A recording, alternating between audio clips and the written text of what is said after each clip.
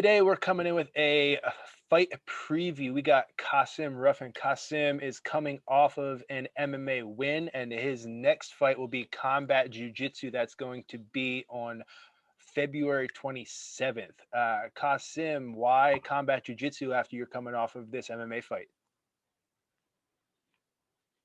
Honestly, just to stay active, I love to compete, and you want to keep your timing sharp. I'm a fighter who relies a lot on their timing, their speed, their just understanding of the game. I really don't care how much technique you have. I mean, technique is super important, but if you're not sharp in there, then none of that matters. I understand people like Dominic Cruz believe, as long as you put in the work in the gym, but I think being in front of the fans, in front of the flashing light, is very important. Yeah, and that, real world, So real we go out. situation speed is really important. I know you won your last MMA fight, right? But if anybody sees you with your hand raised, you don't look very happy. So talk to me about your last fight. Why, even with a win, you seem so disappointed in the cage? Because I told you guys exactly what I was going to go in there and do. I said I was going to let it go to the second round. I was going to knock him out with a question mark hit. That was the plan completely. He did nothing that changed that plan. I was just very upset with myself that I let some outside things affect how I was in the cage. Um, my teammates, my trainers, my coaches, my friends, my family all prepare and training to be a constant professional in the cage. And I wasn't at that moment. I was very emotional. It just, ah, I hate that performance, man. That was terrible. Such a terrible performance. I guess the silver lining is it's a bad performance with still getting a win out of it, right? So you can learn from that, but then that win still goes on your record, which is always a good thing. Absolutely, absolutely. Combat jiu-jitsu is something that is, I think becoming more popular over time, especially with grapplers who want to get into MMA. Now, you're primarily an MMA fighter. I saw on your Instagram the other day, you're a white belt in jiu-jitsu, a couple stripes on that belt in the gi.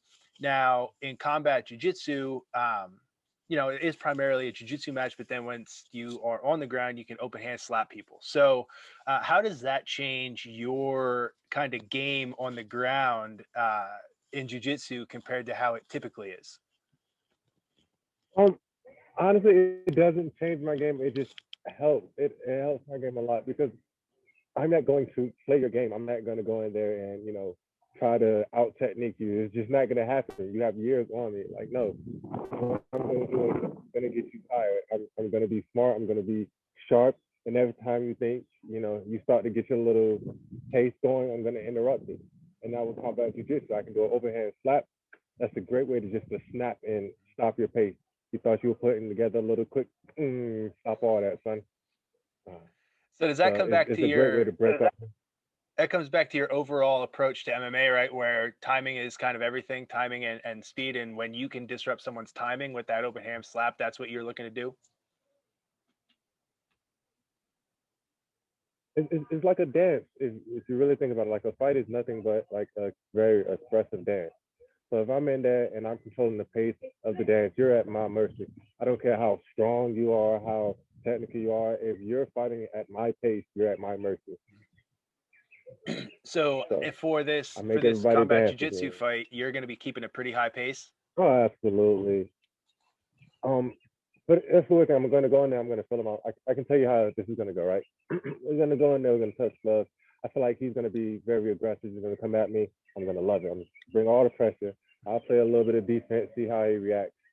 If he gets gun shy now because I'm telling him I'm going to play defensively, then I'm going to go play offensively, capitalize off that. Once I see how he moves, it's game over. Awesome, man.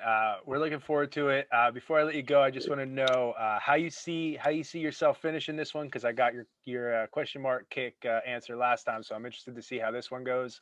And then before you go, just any shout outs you want to give. All right, so I did a little thing on Instagram and asked people how I should finish this fight.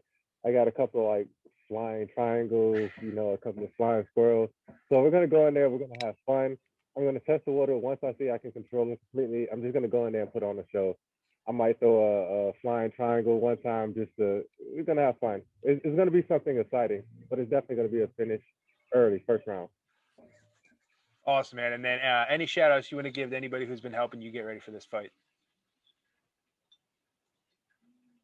All of my teammates at the House of Muay Thai, all of my teammates at Team XCWT, everybody at Bertho Boxing, everybody at seminars, Misers, BJJ, Norfolk, BJJ.